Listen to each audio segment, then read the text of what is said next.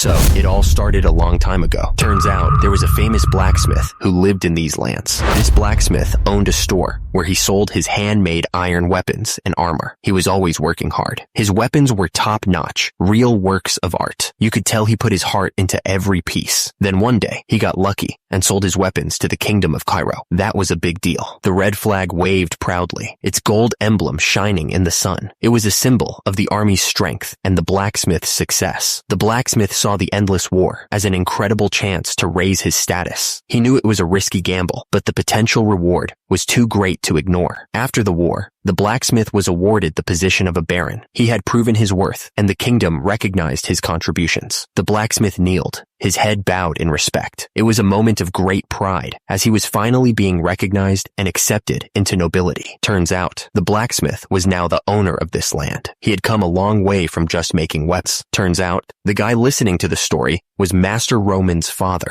Lord Romero Dimitri, the baron, looked forward, his expression unreadable. He seemed to be considering the story he was hearing. One of the men kneeling before Romero Dimitri seemed shocked. Oh my. So the Lord, Hans, standing behind the baron, looked confused. He wondered why Romero Dimitri was listening to a story everyone already knew. A few hours earlier, things had been very different. So he was about to ask something. He seemed confused by what he heard. Roman looked absolutely stunned as he asked if he was really the eldest son of the Dimitri family. He looked like he didn't believe it. Roman asked if this was the kingdom of Cairo, located on the Salamander continent. He also asked if the world he knew, Murim, didn't even exist. It was a lot to take in. Someone answered with a simple yes. The confirmation just made everything even weirder. Hans thought it was weird. Even though Roman wasn't the brightest, this was the first time Hans had seen him so out of it. Some people were hanging around Roman, who was still out of it. Meanwhile, Hans looked at him suspiciously, wondering if Roman was drugged. Someone mentioned that it was a popular thing for rich kids to do these days. It was just a rumor, but it made sense. Another person agreed, saying that it was possible. After all, Roman wasn't exactly known for being the sharpest tool in the shed. Hans spoke to Roman, reminding him that the lady of the Lawrence family, his fiancée, was coming to visit today. He hoped Roman was in a state to receive her. The person added that it was more than possible, given that Master Roman had been rotting away in his room for the past 25 years. Unlike his brothers, the guy had basically become a shut-in. Turns out, he was known as the moron of Dimitri, not exactly a compliment. The servant was saying that the lady of the Lawrence family valued elegance and manners, so preparing beforehand was important. But Roman interrupted, saying that something else was more important than that. Roman demanded that the servant take him to the eldest person of this land. He said the lady was less important than knowing how to live in this current world. Hans was completely confused. He wondered why someone who had lived his entire life here was saying such things, but he sighed, reminding himself that he had to fulfill his duty as a servant. Hans simply replied, "Understood, master." The man paused, wanting to make sure Roman was listening. It was time to reveal what he knew. The old man cleared his throat, ready to speak. He said that was all he knew.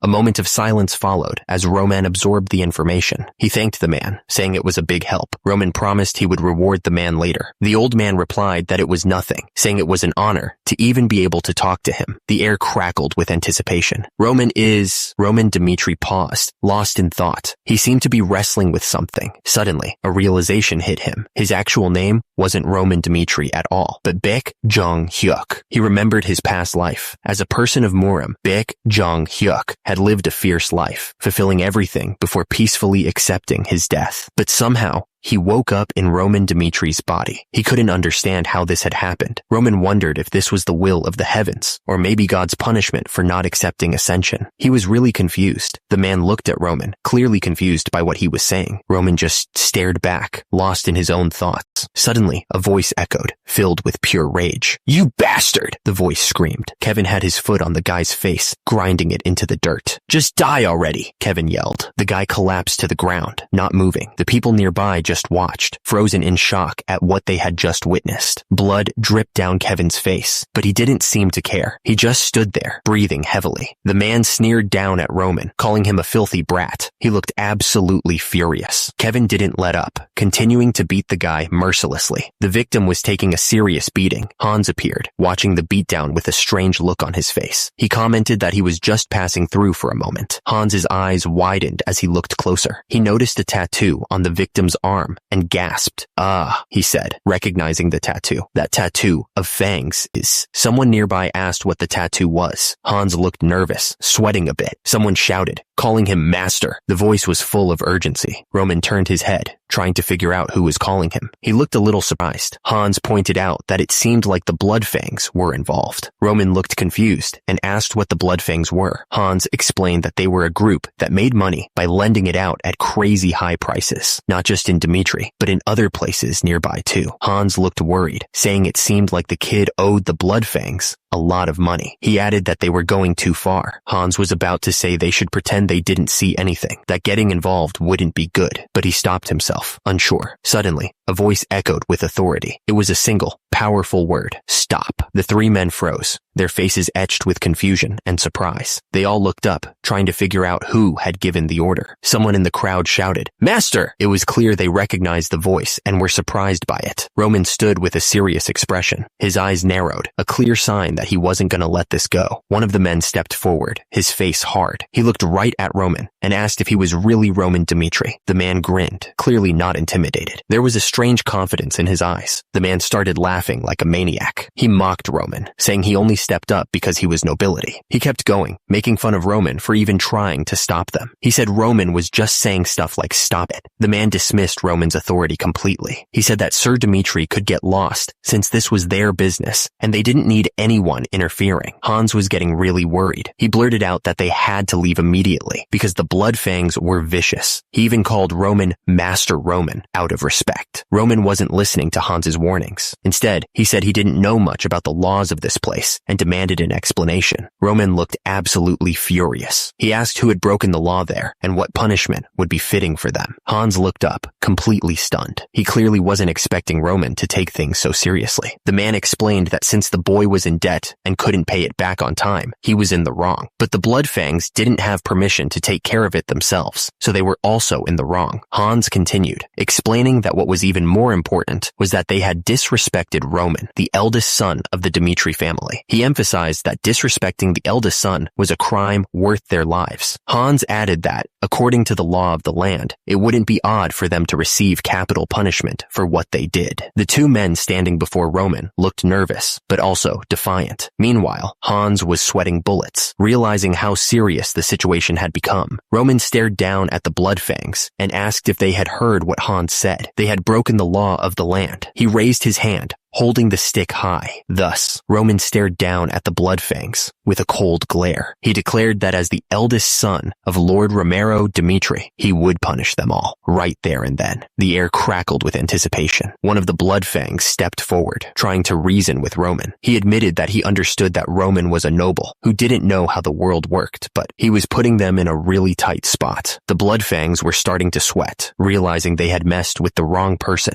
The Bloodfangs stood there, flexing their muscles and holding their weapons high. One of them pointed out that they had tattoos of fangs on their arms. Roman's face was calm, but his eyes flashed with anger. That proved it, he thought. The Bloodfang looked confused, not understanding what Roman was getting at. He asked what Roman was talking about. Roman took a step forward, his foot landing heavily on the ground. He declared that they were all just trash, especially since they dared to talk to the owner of the land like that. Roman shouted that he didn't need to know what they usually did. He was clearly not in the mood to hear their excuses. Roman didn't hesitate. He charged forward, ready to take on the whole gang. One of the Bloodfangs shouted for the others to attack. They weren't about to let Roman disrespect them like that. The Bloodfang member swung his knife, ready to cut Roman down. Roman blocked the attack with his arm, stopping the knife just before it could cut him. The Bloodfang member looked shocked, like he couldn't believe Roman had blocked his attack. Roman didn't hold back. He stabbed one of the Bloodfangs right in the neck, and blood sprayed everywhere. The Bloodfang member was in total shock. He stammered, not believing what had just happened. Roman started walking towards the others, the knife dripping blood. They were clearly scared now, not knowing what to expect. Suddenly, Hans yelled out, "Master!" Roman didn't wait. He charged, ready to take them all on. Roman was caught completely off guard. His face was covered in blood, and he looked like he couldn't believe what had just happened. The attacker swung the brutal knife, ready to strike again. At the same time, Hans stared in disbelief, his mouth hanging open. The attacker didn't let up. He kept hitting Roman, each strike landing with a sickening thud. The force of the blows sent shockwaves through the air. As a result, Han's eyes widened even more. It was unbelievable that this was happening. One of the attackers asked if he was really Master Roman. The fight was brutal, and Roman was covered in blood. He remembered what he first saw when he opened his eyes. It wasn't a pretty sight. Turns out, there was a will written by Roman, and multiple drugs scattered on the floor. It looked like a suicide attempt. He also recalled that the Kingdom of Cairo, which was always at war, chose a representative from each household and forced them to serve.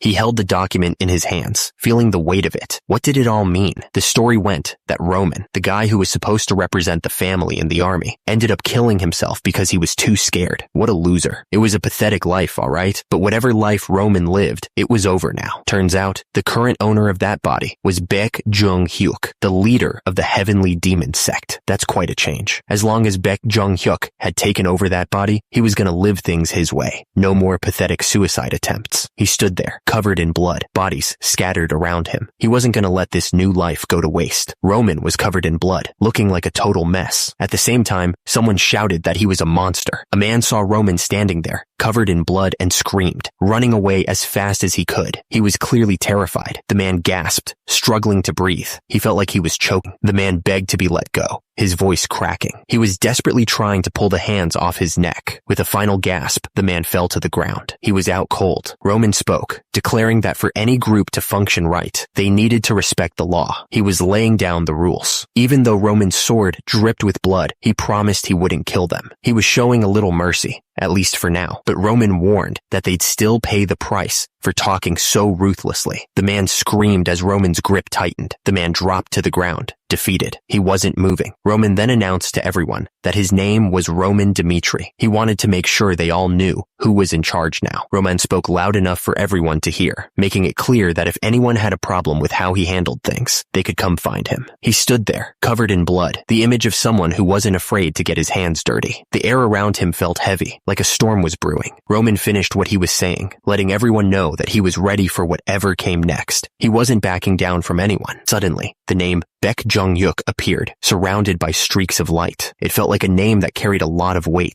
Turns out, Baek Jung-hyuk had climbed to the very top of Muram, and he did it with power that was just insane. The guy looked like he could blast you to bits with a single glare. His eyes glowed with power, and his white hair flowed around him like he was some kind of god. The thing is, hundreds and thousands of martial artists had tried to stand against him. They all thought they had a chance, but they all got massacred. Every single one of them. The ground was covered in bodies, a testament to his power. There was a time when their blood flowed so freely, it formed a river. It was a terrifying sight, to be honest. And because of that, the whole world knew that the Heavenly Demon sect was the real power in Muram. No one could deny it. But now, Roman stared at his hand, covered in blood. He looked annoyed. He thought to himself that he had to go back and forth multiple times just to take care of a few street rats. It was beneath him. Roman yelled for Hans. Hans, startled, responded immediately. Roman told him to call the guards, report what happened, and have them look into it. Hans, clearly surprised by Roman's sudden change in attitude, just said, "Oh, okay." Roman watched as one of the thugs tried to run away, but it was pointless. The street was covered in blood and bodies, a real mess. Roman stared at his brutal hand again, thinking to himself that this body was really useless. It didn't have much ki, and what little it had flowed horribly. Roman knew he had to hurry up and gather information. He also needed to go through skeletal modification as soon as possible. He muttered the word, "Master." Kevin stammered, thanking Roman for saving him. He then asked if Roman was the one who got beat up. He seemed confused. Roman looked down at Kevin, who was still trying to process everything. Roman made it clear that Kevin shouldn't get the wrong idea. He didn't do it to help him. Roman continued, saying that the Bloodfangs broke the law, and he just punished them for it. And Kevin wasn't an exception either. So he was going to have to explain himself without a single lie. The threat hung in the air, heavy and dark. If he wanted to keep his tongue, he better start talking. Kevin's face was a mess of bruises and cuts. He was clearly terrified, but he knew he had no choice. Kevin, his voice trembling, said he understood. He knew he had to tell Roman everything if he wanted to survive this. Kevin explained that his parents had borrowed money from Bloodfang to buy land for farming. He added that they would have easily been able to pay them back if they had sold their crops. Kevin's voice rose with anger as he spoke about those Bloodfangs. He was clearly about to lose it. Kevin explained that those Bloodfangs had destroyed all of their crops. He looked absolutely devastated. The ground was covered in broken corn stalks, and ruined vegetables. It was a scene of total destruction. He paused, then said he learned something later. It was clear he was about to reveal something important. Kevin's fist clenched as he revealed that those scumbags were after his younger sister. His knuckles were white with anger. Kevin screamed that it wasn't fair, that they never troubled anyone, even though they didn't have much. He begged Roman to save his little sister. He kept begging, tears streaming down his face. He was desperate for Roman to help. Roman stared back at Kevin, his expression unreadable. Kevin thought there was something different about his eyes. Kevin thought he was looking at the mad demon, one of the 4 heavenly kings. Roman's eyes seemed to pierce through him. Roman was thinking about it. He remembered meeting the mad demon in a rundown place, just like this. The memory seemed to stir something within him. Roman looked at the injured man and asked him what his name was. He needed to know who he was dealing with. The injured man, looking up at Roman, told him that his name was Kevin. He was hoping Roman would believe him. Roman told Kevin that he'd check if he was telling the truth later. He added that what happened today would be properly taken care of, one way or another. Kevin, tears still in his eyes, thanked Roman over and over. He was so grateful for the help. Roman closed his eyes, a strange feeling washing over him. It was just a feeling, but something told him this was the start of something big. The feeling grew stronger. Something told him that he might have a long relationship with Kevin. The carriage wheels crunched on the dirt road, carrying them further on their journey. The rhythmic sound filled the air. The driver looked back at the carriage and announced to Lady Flora that they would be at the land of the Dimitri family shortly. They were almost there. Lady Flora, gazing out the window, simply replied that she understood. The Dimitri family was about to get a whole lot more interesting. Someone was thinking about the future, planning to meet him soon. Lady Flora thought about Roman Dimitri. It all started a month ago. Someone was shocked by something. Turns out, someone had just learned about an arranged marriage with the Dimitri family, and they were not happy about it. Lady Flora pointed out that their land wasn't doing so well. To fix the disaster, there was apparently only one way.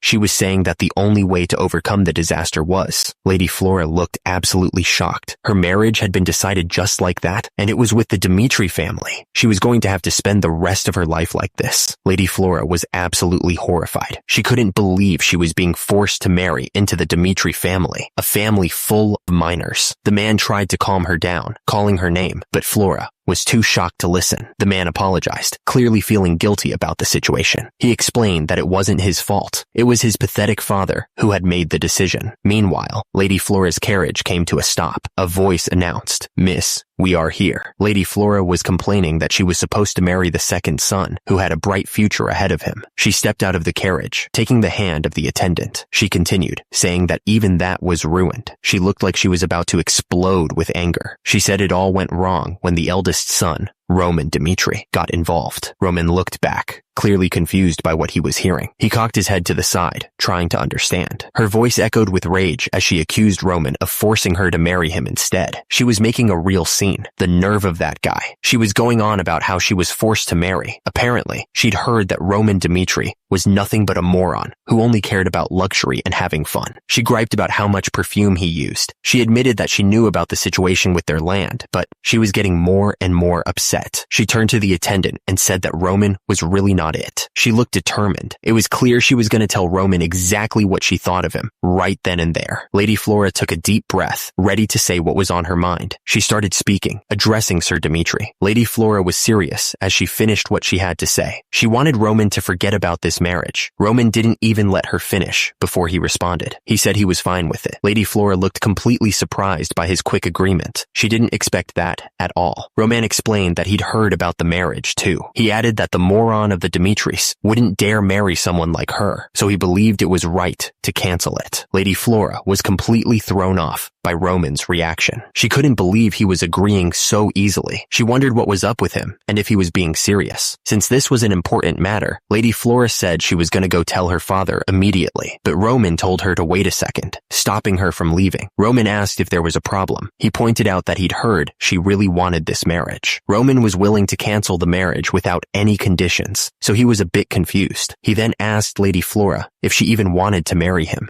Lady Flora hesitated for a moment. She finally admitted that she didn't really want to. Roman figured they should just stop causing each other any more trouble. Roman continued, saying they both agreed to cancel the marriage, and that was all there was to it. He added that he'd be taking full responsibility for breaking the engagement. Roman figured that, since he was already called the moron of the Dimitris. Roman finished by saying it wasn't that big of a deal to also be called a divorced man. Lady Flora was thinking to herself, wondering what was up with Roman. She was completely baffled by his attitude. Roman turned and headed for the door, leaving Lady Flora standing there, speechless. The air in the room was thick with unspoken questions. The door swung shut behind him with a soft click. It was like the end of a chapter. Lady Flora was trying to make sense of what just happened. She wondered to herself if Roman was really the moron everyone said he was. The doors to the room slammed shut. The sound echoed in the hallway. A voice boomed from somewhere, yelling about what Roman had just said. The person sounded absolutely shocked that he would even think of canceling the marriage. The man in red robes was saying that he already told the lady of the Lawrence family. He had already informed her of Roman's decision. The man's face turned red, and he yelled that Roman was a stupid brat. He looked absolutely furious. He spat out the words, reminding Roman that everyone called him the moron of the Dimitris. The man, who I now realize must be Roman's father, Romero Dimitri, was ranting about how he tried to provide a good environment for him. He said that a marriage with the Lawrence family was the best way for the Dimitri family to gain a proper position as nobility. Romero Dimitri went on, saying all Roman had to do was get married to that pretty noble woman that he wanted, but he couldn't even do that. He was clearly disappointed. Roman offered his apologies. He didn't seem too sincere about it, though, and immediately, something came flying at him. It hit Roman square in the face. He looked like he was gonna cry. Romero Dimitri was yelling, asking if Roman thought an apology could fix what he'd done. He said that if everything had gone smoothly, he was planning to prevent Roman from being drafted. Now, Roman had to go to the battlefield in 6 months. He demanded to know if Roman had anything to say about it. Roman simply replied that he didn't. The man leaned in, a smirk playing on his lips. He said he'd heard Roman had some trouble with Bloodfang, but he didn't believe Roman could have handled them himself. Someone probably helped him, he said. Romero Dimitri leaned back in his chair, pointing a finger. The problem, he said, was that even he couldn't do anything about Bloodfang. And since Roman couldn't fulfill his duty as a son, he was now responsible for his own problems. Because of that, he wasn't going to give Roman any help. Romero Dimitri turned away, sneering. He figured Roman was probably going to start begging for mercy while crying. Meanwhile, Roman stood silently, listening to every word. Roman stood there, his expression unreadable as he stared at the closed door. He didn't seem fazed by the challenge at all. And then, Roman simply said he understood. He didn't argue. He didn't plead, just accepted it. Roman declared that he would deal with it himself. Roman continued, explaining that since it was caused by his actions, he believed he should be the one to take care of it. Roman told Romero he would come back after taking care of everything. But before Romero could respond, Roman turned to leave. Romero, looking surprised, suddenly told Roman to wait. But Roman didn't stop. He turned and walked out, the door clicking shut behind him. Roman wiped the blood from his face, trying to clean himself up. He didn't seem to care about the fight he had just been in. Suddenly, a voice echoed in the room, cutting through the silence. Someone was asking if he was actually insane. Roman paid no attention to the question and continued wiping the blood from his face. He looked completely unfazed. Lady Flora was standing there, looking at Roman with a mix of shock and disbelief. She asked him why he was still there. Lady Flora warned him that they were dealing with the Bloodfang, a group that even terrorized nobles. She was clearly worried about the situation. Lady Flora looked worried, warning Roman that if Bloodfang felt troubled, they would definitely retaliate. She asked him what he was planning to do without his family's help. She seemed genuinely concerned for his well-being. Lady Flora insisted that Roman should just go back and beg the Baron for mercy. She was clearly scared of what Bloodfang might do.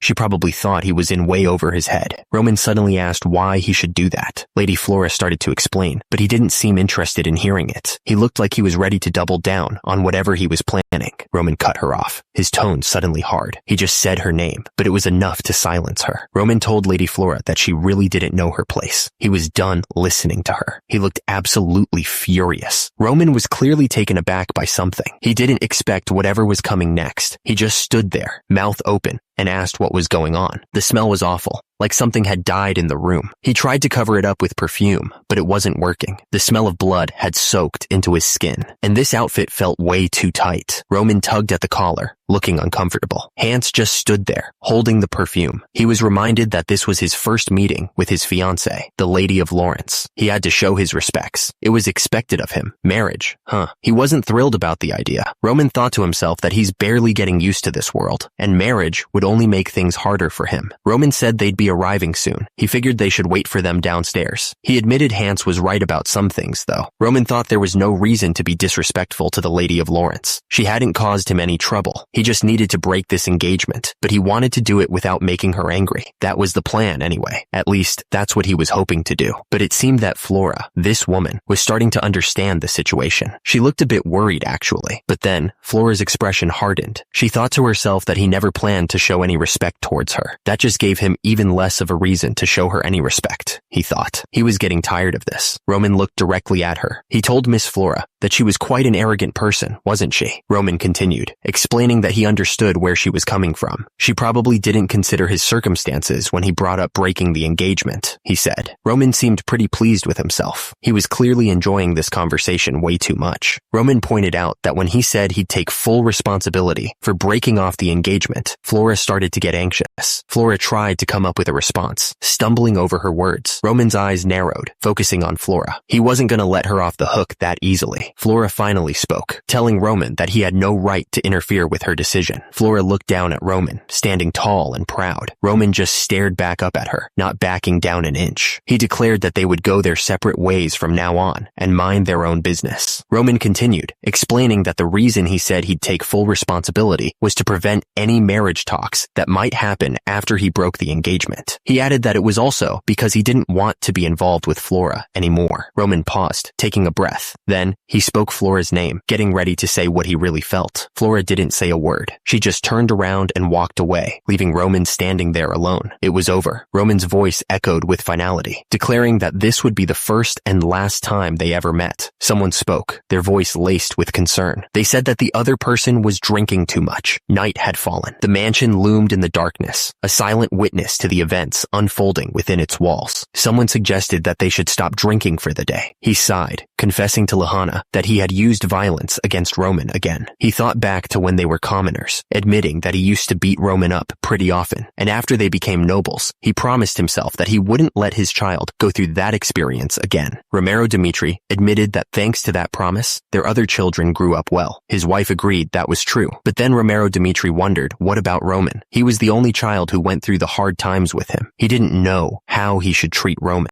His wife told Romero Dimitri not to blame himself too much. She reminded him that they were the only ones who could correct their children's wrong behaviors. She added that the Romero Dimitri she knew wasn't someone who would let his own son stray off in the wrong direction. She insisted that he still had the chance to set things straight. The man wondered if they were talking about Bloodfang. He pointed out that Roman was a prideful kid. He figured Roman probably said he would take care of Bloodfang himself in the heat of the moment. But if they left him like this, who knew what would happen to him? The woman had an idea. She asked why he didn't get Captain Jonathan to help Roman. The man agreed that she was right. He immediately shouted, asking if anybody was there. A moment later, someone answered. He asked if he was called, Master. The man didn't waste any time. He ordered the servant to call Captain Jonathan immediately. Someone was calling out to the young master. The voice called again, this time using his name, Young Master Roman. Hans rushed up to Roman, looking worried. He said it was too dangerous for the young master to be outside like this. Hans reminded Roman that they didn't know when Bloodfang would return for revenge. He admitted that this whole situation was tiring him out. Hans suggested that they head back inside where it was safer. Roman turned to Hans and asked when he thought Bloodfang had gotten so strong. He really wanted to understand where their power came from. Hans admitted that he wasn't too sure about it. He really couldn't say for sure when they got so tough. Someone chimed in, explaining that Bloodfang had started gaining their bad name by mercilessly slaughtering their enemies. They were especially brutal against those who did bad things. The voice continued, stating that infamy gives birth to fear. It was a simple fact, but it carried a lot of weight. The voice concluded that fear increases efficiency in carrying out tasks. Basically, People work better when they're scared. Hans looked worried as he asked if Bloodfang wasn't still dangerous. Roman replied that they were, as long as... Roman finished his thought, saying they could only be a threat if they could make him afraid. The air outside was calm, with the sun shining on the buildings. The sign read, Atelier Restaurant. The restaurant was buzzing with quiet chatter as the server walked over to their table. The air smelled of spices and roasted meat, a welcome change from the tension of the last few days. The server placed the dishes on the table. There were sausages, grilled meats, and some kind of salad with a strange dressing. He announced that the food they ordered had arrived. Hans looked at the spread with wide eyes. Whoa, he exclaimed, clearly impressed by the amount of food. Roman suddenly stood up from the table. He told Hans he could stay here and eat, but he'd be heading out first. The sudden announcement made Hans blink. Hans looked up, completely confused. He asked Roman what he was talking about all of a sudden, not understanding why Roman would leave now. Roman turned to Hans, his expression serious. He told Hans that he would continue the investigation on his own from now on, and that Hans should stay here since it was too dangerous for him. Hans immediately shouted back, denying Roman's order. He wouldn't allow that. Hans stared at Roman, his face set with determination. He wasn't backing down. Hans insisted that even if he was in danger, he could never send Roman off by himself. He wouldn't allow it. Roman looked at Hans, a hint of concern in his eyes. He knew Hans was serious, but he didn't want to put him in harm's way. Roman stared intently at Hans, questioning if he was truly one of his men. Hans, looking a little surprised, quickly confirmed that he was, of course, one of Roman's loyal followers. Roman grabbed Hans's shoulder, telling him to do what he could to help, but not to sacrifice himself meaninglessly. He added that Hans had already done more than enough just by accompanying him this far. Roman declared that he'd be back soon, his voice filled with determination. Hans watched Roman leave, only able to mutter, "Young master." Hans was clearly touched by Roman's words. He admitted to himself that he never expected the young master would say such things to him. Suddenly, a group of people burst into the room, looking shocked and confused. One of them was even holding a rolling pin. "Oh right, what the hell? Now's not the time for this," one of them shouted. Someone realized they needed to warn others about something important. He thought to himself that he needed to let them know about this. Meanwhile, Roman was thinking about Bloodfang. He realized that if there was one thing he had learned about the Bloodfang these past few days, he considered that their strength wasn't really that formidable, but because they operated in small groups, it was very difficult to hunt them down. Roman figured the Bloodfang were probably acting passive because they were afraid of the consequences if they weren't able to kill him properly. It was just a feeling he had as he walked through the town. He knew they were an authority without a figure, a dangerous group to deal with. Roman realized that if he couldn't find them himself, he'd have to get them to come to him. He only needed to make them come to him. So, he strolled around in the streets with Hans on purpose, making sure they were seen. Roman walked down the street, a bad feeling growing in his gut. He figured that Bloodfang probably knew exactly where he was at this point. On top of that, Roman knew that today was the Dmitri Knight's regular training day. He couldn't shake the feeling that everything was happening at once. Because of that training, the amount of security on the streets had been greatly reduced. He realized that this was the exact moment Bloodfang would strike. That meant if they were planning to get revenge on him, now was the time. Roman could feel his blood pumping, and he knew he had to be ready. This was their perfect chance. Roman grinned, ready for whatever they had planned. Right then, Roman heard someone say his name, Roman Dmitri. Suddenly, a guy with a knife jumped out, screaming that this was the revenge of Bloodfang. Roman turned around to see another attacker, repeating that this was the revenge of Bloodfang. Someone shouted, calling for the captain. The captain's face turned serious when he heard the call. Someone shouted, calling for Captain Jonathan. The urgency in the voice was clear. Captain Jonathan was surprised to see Hans. He asked what had brought him here, but Hans was struggling to get the words out. "The young master is..." Captain Jonathan urged him to calm down and explain what was going on. He was worried about what the young master was up to. "The young master is..." "Captain, you have to..." Hans was gasping for air, his face pale. He was clearly terrified and exhausted. Hans finally managed to say that Captain Jonathan had to go find the young master right away. He looked like he was about to pass out from the stress. Suddenly, a voice boomed, warning that young Master Roman was in danger. The urgency in the shout was impossible to ignore. Without warning, a man shouted "Cur" as he stabbed someone with a knife. The sound of the blade sinking in was sickening. His eyes wide with shock, the victim started to say, "This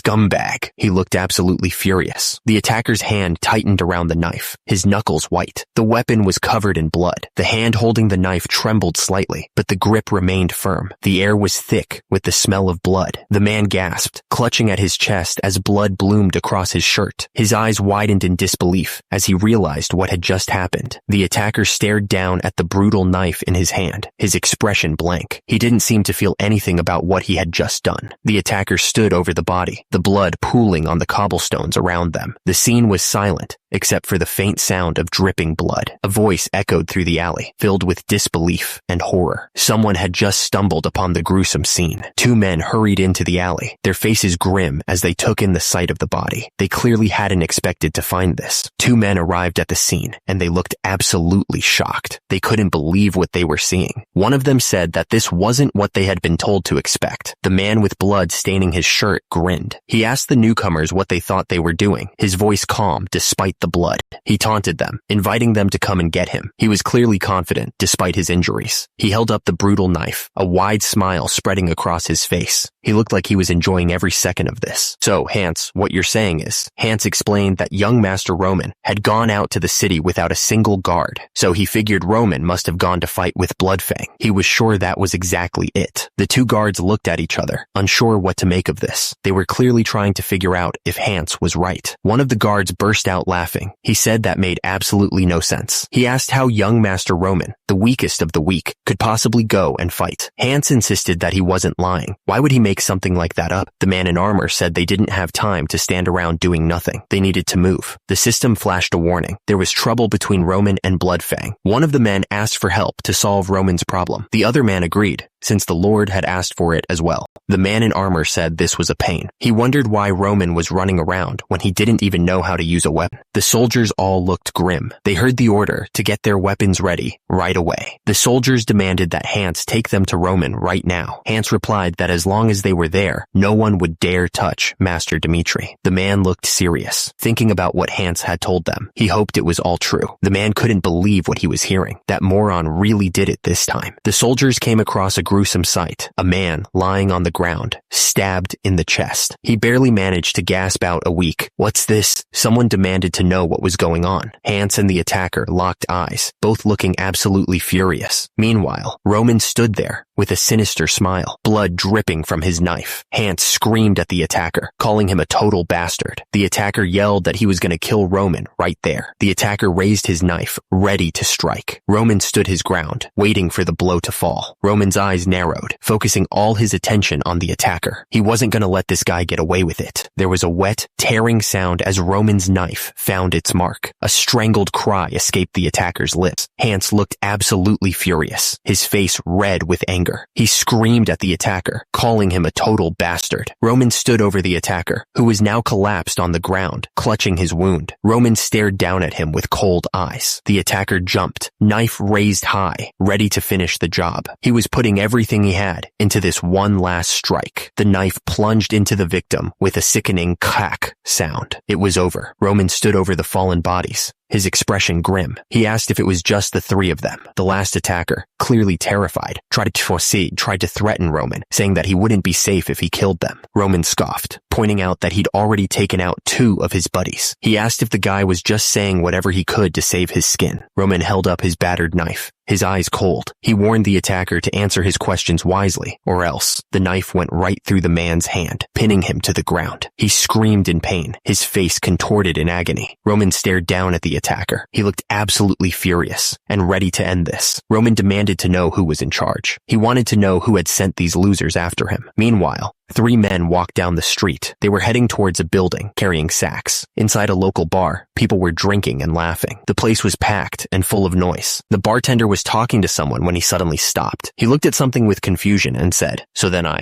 Roman stood at the bar, his back to the bartender. The bar became quiet, like everyone was holding their breath. One of the bar employees started to say something, but stopped. He was clearly shocked by what he saw. The bar employee stepped forward nervously and greeted Roman. "Hello, young master." "Hello." The bar patrons started whispering amongst themselves. "It's Roman? Why did he suddenly come here? Why does he look like that?" Roman stood at the bar and asked the bartender, "What will it be?" "Tear of the Dawn, one from the 20s. The bartender apologized, saying that the bar didn't have anything like that. He asked if he should recommend something else, but Roman just said that was fine. Roman simply told him to get him something strong. Roman explained that he had something to do in the morning, so he was going to need to be a bit drunk, Roman said. The words "dew of the dawn" appeared in the air, almost like a question hanging in the balance. Turns out, it was a pub right in the middle of the street. Apparently, that's where they got their tasks from. Hans asked what the special code was, the one they needed to say to get the tasks. The code phrases floated in the air: tear of the dawn, something strong, and work in the morning. It was important to say all of those phrases, and in the right order too. The bar was crowded, filled with people drinking and talking. It was a normal enough place, but the air felt thick with tension. Suddenly, Hans's voice boomed through the room. He yelled for everyone's attention.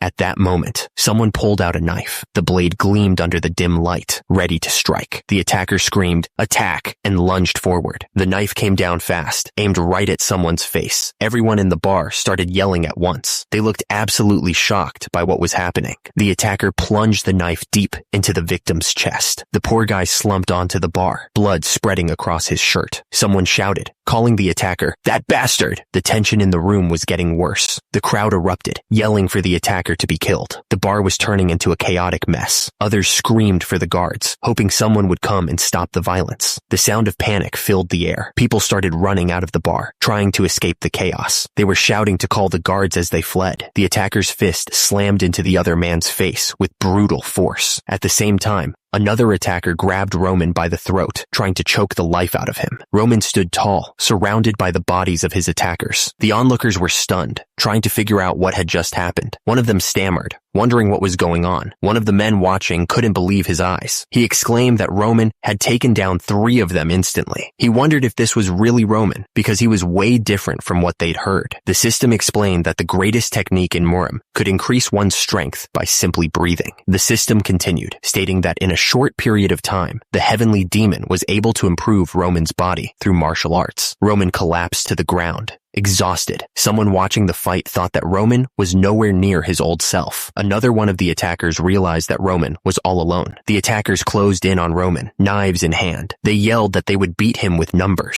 Despite being surrounded, Roman smirked slightly. He wasn't worried at all. Roman thought to himself that these guys were nothing but nuisances. Someone was struggling to pull themselves up, grabbing onto the edge of something with a grunt. A man looked up, shocked by what he was seeing. He said that someone had made it just in time, narrowly avoiding something bad. The man said he was just about to finish up. He then asked Roman why he was doing this. Roman replied that it was a useless question, since the man was the one who attacked him. Besides, it was just the 2 of them now. Roman stared at the man, his expression unreadable. He admitted that he had something he was curious about, his eyes gleaming. Roman suggested that they have a little chat, his tone hinting at something more than just a friendly conversation. The man's eyes widened, his mouth hanging open slightly. He was clearly shocked by what he was seeing. Another man was lying on the floor, barely conscious. He looked terrified, like he couldn't believe what was happening. Another man lay still on the floor, a knife beside him. It looked like something young Master Roman had done, which was hard to believe. Someone shouted for the captain, their voice filled with panic. The captain asked what was going on. The survivor from the 2nd floor said that young Master Roman had gone to Lawrence. The man looked up, clearly confused by the news. He asked why young Master Roman would go to Lawrence. The reason was simple. Bloodfang's main base was located at Lawrence, which was really bad news. It all started an hour before. Something was definitely about to happen. In Lawrence, the building stood tall against the sky. It was a place where secrets hid in every shadow. Suddenly, someone called out, "Hey, owner!" The interrogator spoke, suggesting they could both benefit from talking things through. The guy looked up, sweat dripping down his face, clearly terrified. The interrogator mentioned that the guy had already lost 2 fingers, but the guy spat back that he should get lost and that he had nothing to say. The prisoner screamed that Roman would pay for this. Bloodfang, he said, would definitely get their revenge. Roman responded that the man should have acted like that in the first place. He admitted he liked people like him. Roman continued, explaining that those who don't talk, even after torture, and aren't afraid of death, usually have the most valuable information. The prisoner insisted it was a waste of time and begged Roman to just kill him. Roman paused, wondering if that was really true. Roman stared at the prisoner, his purple eyes intense. He was thinking about what the guy had just said. Roman figured it was time to test the prisoner. He wanted to see if the man would keep his mouth shut, no matter what he did. Roman produced produced a photo. He said he was going to use it as an example. Roman held up the photo so the prisoner could see it. He wondered what would happen if he said, Roman threatened to find and kill the prisoner's son, the one in the picture. The prisoner's eyes widened in terror. The prisoner denied everything. He insisted he didn't know what Roman was talking about and that the kid wasn't his son. Roman fired back immediately, saying he was full of it because the kid looked exactly like him. The prisoner's teeth were clenched so hard they looked like they might crack. He was absolutely furious. The prisoner exploded with rage. He shouted that it was insane for a noble like Roman to threaten his family. Roman held up the photo of the prisoner's son. He happened to have learned something interesting about Bloodfang recently. The guys in Bloodfang even sacrificed their lives for the sake of getting revenge. Roman continued, explaining that he had found one common thing among those guys. It's that they were heavily in debt to the Bloodfang, and they weren't originally bad people. Roman finished his thought, but they ended up turning into devils. Roman explained that Bloodfang doesn't hesitate when committing crimes just to make people owe them money, and turning the debtor's family into slaves is easy for them. That, he said, was the truth about Bloodfang. The prisoner explained that they push a person to the edge of a cliff, and they hold their family hostage and use them as a threat. He asked if Roman didn't think that was a reasonable guess as to how they operated. The prisoner's face was bruised and swollen. He said that nothing changes even if you know the truth. Roman told him that Bloodfang would definitely get there. He interrupted himself, telling the guy to think about it carefully. He added that the prisoner had to be careful when choosing where to bet his money. Roman stared down at the prisoner. He was serious, he said, when he said he'd kill his son. Roman swore by his name, Roman Dmitri, that he would get revenge. Roman said he would make the soldiers look for him. The picture of the prisoner's son was now broken. He said he would kill him, very slowly and very painfully. Roman's foot came down hard, smashing the picture frame and the image of the prisoner's son beneath it. But before he did that, Roman told him he'd give him another chance. The prisoner's eyes darted around, sweat beading on his forehead. Roman asked if he would rather keep his mouth shut for the sake of Bloodfang and let his son die while suffering, or would he give him the information he needed to properly take care of Bloodfang? Roman's words hung in the air like a threat. The choice was his. Far from the interrogation room, the town of Lawrence was quiet. The only sound was the wind whistling through the buildings. Deep inside a building, an unknown person asked if something was really true, sounding unsure. Another person confirmed that Roman Dmitri himself had defeated an entire division. It was a shocking claim. The men started to panic. If the Dmitri Knights took action, they knew they'd be in serious danger. The man looked furious. He shouted, "Damn it!" He refused to believe what he was hearing. There was no way. The man sitting on the throne couldn't believe Roman was capable of such a feat. He thought Roman was just a weakling. He glared, realizing they had messed up big time. He admitted that they had intended to show everyone how powerful they were by taking out Dmitri. The news was unbelievable. How could someone who couldn't even get in the Royal Swordsmanship Academy defeat an entire division by himself? The leader sat on his throne and asked where Roman was at that moment. He figured that Roman had just left the Dmitri region. He wondered if Roman had gotten information from the Morning Dew. The leader asked if Roman was all by himself. The other person confirmed that he was. The leader looked absolutely furious. He said that Roman dared to attack their headquarters all by himself, like they were nothing. The leader immediately ordered his forces to gather. He wasn't going to let Roman get away with this. One of the subordinates told the leader that they would kill Roman before the Dmitri Knights could even get there. They had to take care of that arrogant brat. The attacker's eyes burned with rage. He screamed that Roman Dmitri dared to put his hands on Bloodfang,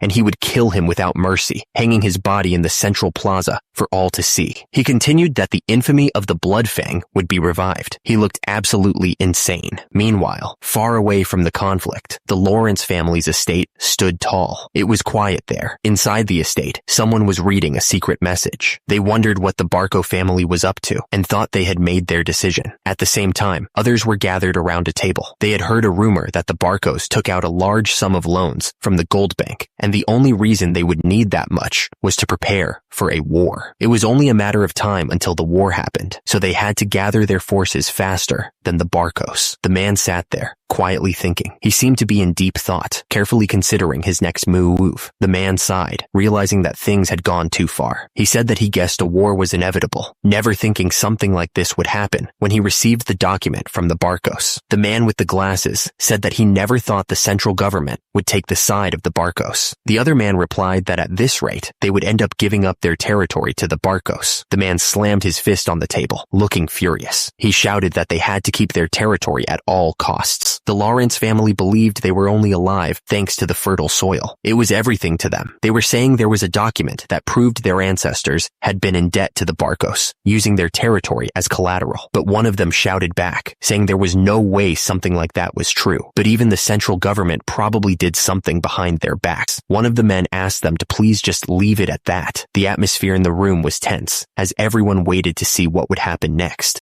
One of the men said that no matter what happened, they must not give away their territory. He warned that families from all around would come at them like hyenas if that were to happen. Since the Barcos didn't seem to want to compromise with them, they had to resist to the best of their abilities. The man then said that was right, and that was why they had arranged a marriage with the Dimitris. Another man chimed in, agreeing that they had the Dimitris. He added that although they were originally commoners, weren't they one of the wealthiest in the northeastern region? One of the men said that no matter how much the Barcos borrowed, they wouldn't be wealthier than the Dimitris. He seemed pretty confident about it, like he knew something the others didn't. The Lord hoped that was the case. That's why he had sent his only daughter to that idiot in the Dimitri family. After all, the advisor chimed in, saying it was all for the sake of Lawrence. He assured the Lord that he had made the right choice and shouldn't blame himself too much. The Lord simply said, all right. He seemed to accept what the advisor was saying, but there was still a hint of worry in his voice. Meanwhile, Flora looked uneasy. She seemed to be in distress, and a bead of sweat trickled down her face. The gears turned in her head. What should she even tell them? She was clearly struggling to figure out how to break the news. Flora looked down, her face etched with worry. She was clearly starting to feel the weight of what she had done. Flora was pacing back and forth, conflicted. She thought to herself that now that she had broken off the engagement, she couldn't even face her father. But then she shook her head, telling herself that this was her life, and she wasn't going to get sold off to some guy. Still, she worried about her father's plan and the family's future. With newfound resolve, Flora decided she was going to tell him. She steeled herself, ready to face whatever came next. Flora declared that she couldn't marry someone who she didn't have feelings for. She would tell her lord that she couldn't go through with it. Flora's face was a mask of worry as she stood there. In the background, a knight was running towards her, his face etched with panic. Flora's eyes widened slightly, a bead of sweat trickling down her temple. She looked completely confused, unsure of what was happening. The knight finally reached Flora, panting heavily. He managed to sputter out a greeting, addressing her formally. The knight then shouted that it was an emergency. His voice was full of dread. Flora's eyes darted around, her face pale with shock. She was clearly caught off guard by the knight's sudden announcement. The attacker was right outside, banging on the door. He yelled for them to open up, calling them every name in the book. One of the guards shouted back, demanding that they drop their weapons and follow protocol. He warned that young Master Roman was in danger. The guard continued to yell that if anything happened to young Master Roman, he wouldn't forgive them. Below, a group of knights rode up to the scene,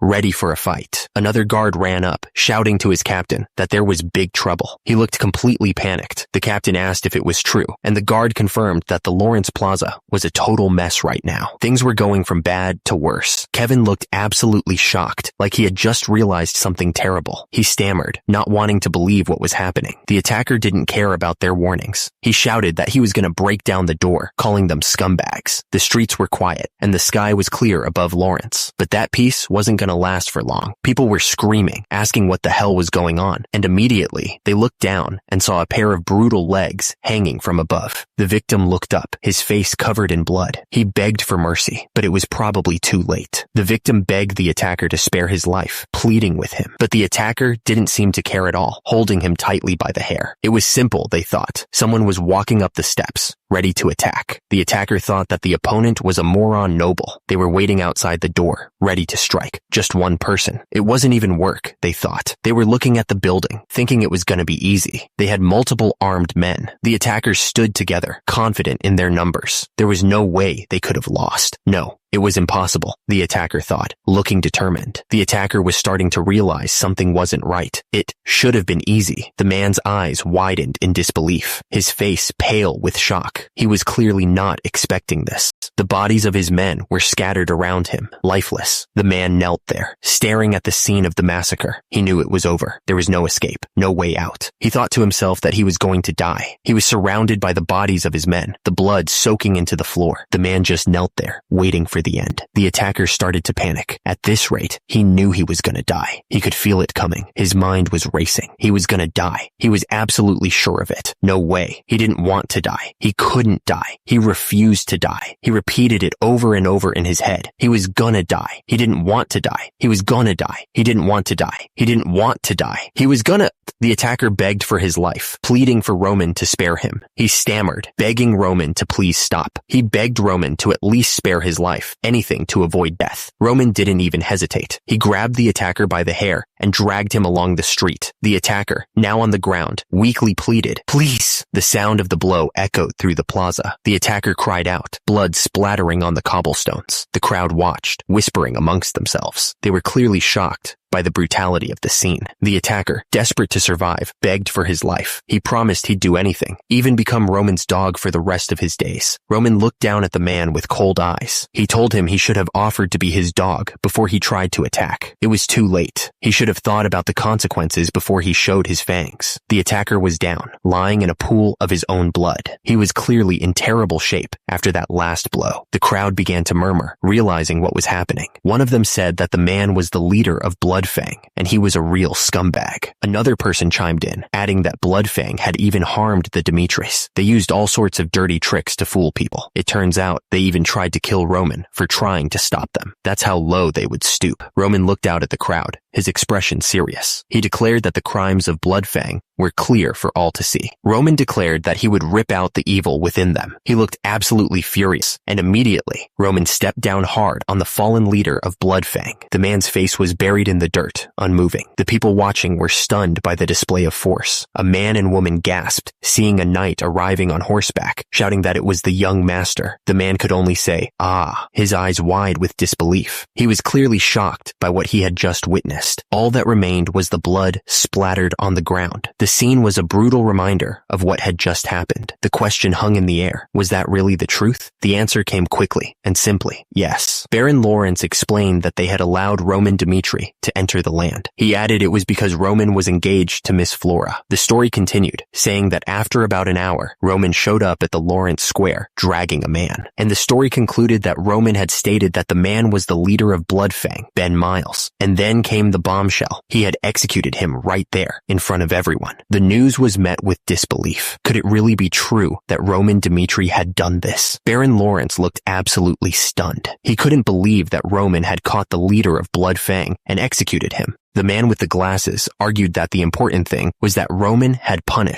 murdered someone without the Lord's permission. It was a matter that couldn't be ignored. Baron Lawrence cut him off, saying that permission and the timing of it all wasn't what truly mattered. The question hung in the air, thick with disbelief. Had the person who was supposed to marry his daughter really taken care of Bloodfang? Baron Lawrence didn't waste a second. He ordered them to summon Roman Dimitri immediately. Baron Lawrence made it clear he wanted to hear about it from Roman himself. The sound of boots echoed through the halls, getting closer and closer. And then, the door swung open, revealing the person who had been summoned. 3 figures approached, their footsteps echoing in the hall. Leading the way was a man in a simple white shirt, flanked by 2 knights. Captain Jonathan was surprised. It turned out that the Dimitri Knights were involved in the events at Lawrence Plaza. Roman Dimitri stepped forward, greeting Baron Lawrence with a polite nod. Baron Lawrence didn't waste any time with pleasantries. He demanded that Roman get to the point and explain why he came all the way to Lawrence to commit such a violent act. Roman explained that it all started a few days ago. Bloodfang was assaulting an innocent citizen, so he executed them right then and there. And Flora watched the closed door, wondering what was happening behind it. Suddenly, a man called out to Flora, trying to get her attention. "Hey, over here, lady." He asked if the person she brought with her was Roman Dimitri. He demanded to know why Roman was here and why he had gone into his father's office. Flora looked concerned. It seemed like she didn't know what was going on. Someone asked what he was talking about. The question hung in the air, unanswered. Roman explained that he couldn't just leave them alone. So, he went to their main base and killed their leader. Roman said that was the summary of the whole thing. He looked around the table, waiting for a response. Baron Lawrence spoke up, looking mad. He pointed out that Roman didn't have the authority to execute someone in Lawrence. Roman admitted that he knew he was stepping out of line, but he was skeptical if Lawrence would really take care of Bloodfang. Baron Lawrence explained that the leader of Bloodfang wasn't some mysterious figure. The guy was actually pretty popular in Lawrence, known for his crimes, and always getting bailed out. Roman said that's why he took care of him himself this time. He wasn't going to wait around for something to happen. Roman stated bluntly that he didn't trust the Lawrences. He had to do what he thought was right. Baron Lawrence looked absolutely furious. He shouted, asking Roman how he dared say such a thing. Someone yelled out, calling for the young master. It was probably one of the guards, I figured. Roman wiped his face with a handkerchief, looking a bit annoyed. He said he was honestly a bit disappointed that he didn't get any praise. He had to get blood on his hands, because Lawrence was ignoring the problem after all. He paused for a moment before continuing. He wanted to ask Baron Lawrence something. Roman wanted to know if he had really done something wrong. Roman stared at Baron Lawrence. He asked if he knew about Ben Miles. He knew the guy was a criminal, but he didn't realize he was the leader of Bloodfang. At the same time, Lawrence looked nervous. Baron Lawrence said that they wouldn't discuss the case any longer. He added that the situation wouldn't have happened in the first place if he had taken better care of things. Baron Lawrence told Roman that he would reward him later. He then told him that he could leave for now and asked if he understood. The door creaked as it closed, leaving a heavy silence in the room. Back in the meeting room, Baron Lawrence and another man sat at a long table. The atmosphere was tense. One of the subordinates approached Baron Lawrence, looking nervous. Then he started laughing like a maniac, saying, "My lord?" Baron Lawrence was surprised by Roman's power. He realized that Roman Dmitri had truly gotten him. The subordinate told Baron Lawrence that they still couldn't let things slip like this, but the Baron brushed it off, saying that of course they could, since Roman was going to be Flora's husband. He added that you needed insides like those to make great accomplishments. The Baron didn't want to hear it. He couldn't believe that Roman was fit for Flora. He said he was very happy and told them to bring him Flora immediately. He wanted to tell Flora all about it. Away from the building, the sun was setting over a peaceful landscape. The sound of hooves echoed on the stone road. It was the sound of soldiers arriving. One of the men riding with Roman was worried. He asked Roman if he really had to taunt the Baron. He said that they may have gotten away with it, but what if the Baron got angry? Roman replied that the Lawrence family wasn't taking responsibility for what happened. He added that all he did was show them that it was because of their carelessness. The man continued, saying that it looked like the Baron didn't know about the cancellation. He figured the Baron wasn't going to punish his daughter's fiancé. He said the Baron had it all planned out. The man wondered just what had happened. He thought about the person who was in front of him.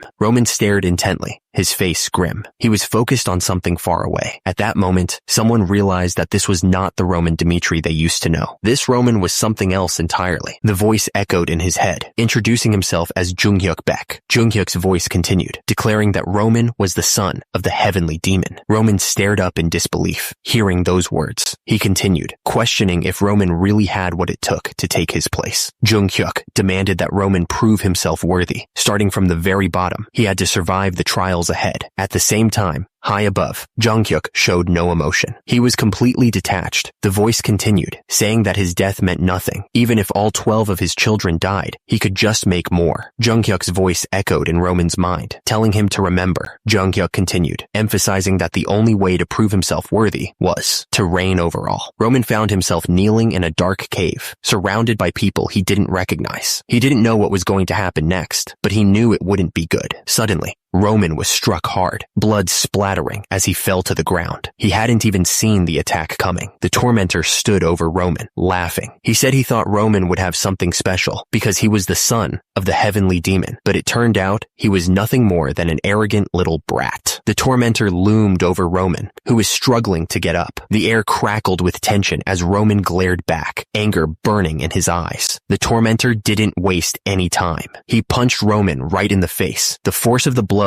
sending Roman's head snapping back. Two observers watched the beating. One of them muttered that Roman was a dumbass. The tormentor continued to beat Roman, not letting up for a second. He thought back to his childhood, to a time when most people were protected by their parents. The tormentor's fist came crashing down. The force of the blow was enough to make anyone's head spin. Roman's head sapped to the side from the impact. He could taste blood, and his vision swam. He was getting beat up pretty bad. He was thrown away in a world where only the strongest reigns. That was the reality of things. Back at the Dmitri estate, the mansion stood tall against the night sky. The place looked peaceful enough. Inside, water splashed in a luxurious bathtub. It was a stark contrast to the beating Roman was taking. Roman let out as he sank deeper into the steaming water. The hot water was nice, but he still felt like something was weighing him down. Roman closed his eyes, feeling the exhaustion creep in. He figured he was getting tired more easily in this new body of his. Roman lay back in the tub, thinking about everything that had happened since he woke up in this world. He had been through a lot, that was for sure. Roman's eyes snapped open, a glint of determination in them. He knew he had to keep moving forward, no matter what. He thought about it and realized most of what he'd been through lately had to do with Bloodfang. To wipe them out, he had to destroy everything in his way. Roman sat in the hot water, thinking about what he had done. He told himself he had no regrets and that he hadn't changed as a person. Roman continued, thinking about how he would slice and torture anyone who got in his way. He would use any means to get rid of those who directed killing intent towards him. That was the life he'd led up until now, Roman thought. He had always been this way. Nothing changes just because he'd become Roman, he thought. He was still the same person inside, but Roman knew it might be dangerous to go out like he did last time. He still hadn't completely figured out how this world worked, and his strength had definitely diminished compared to back then. Roman lay back, thinking about what he should do next. He figured he should think carefully about his next move, since he was now the young master. But just then, someone told him the Lord was calling for him. Roman said he understood, and that he would be there soon. With that, he got out of the bath and headed for the door. He knocked on the door to announce his presence. Inside, one of the men wondered if Roman had really done something. The other man agreed, saying he'd noticed that young Master Roman had changed a lot. In his office, Jonathan sat at his desk, thinking to himself. The other man in the room agreed that Roman had definitely changed, and that he wasn't the same person they used to know. Jonathan continued, saying that Roman was his sore thumb. He was the only one of his sons who didn't have anything impressive about him. Jonathan added that Roman was also the only child that went through the times when he was a commoner. He paused, lost in thought. Suddenly, a voice called out, "Dad." Jonathan held out his hand, offering Roman a piece of candy. Jonathan looked surprised. He didn't expect to see a piece of candy. "What is this?" "Candy." Jonathan looked down at the child. He asked why he had come all the way here just to give him this. He told him to stay away from here since it was dangerous. The child smiled innocently. He explained that Jonathan worked all day, Dad. The child held out the candy. He told Jonathan that was why he wanted to give him a candy. The child looked up at Jonathan with hopeful eyes. He told him to eat that and finish his work quickly so he could come back home.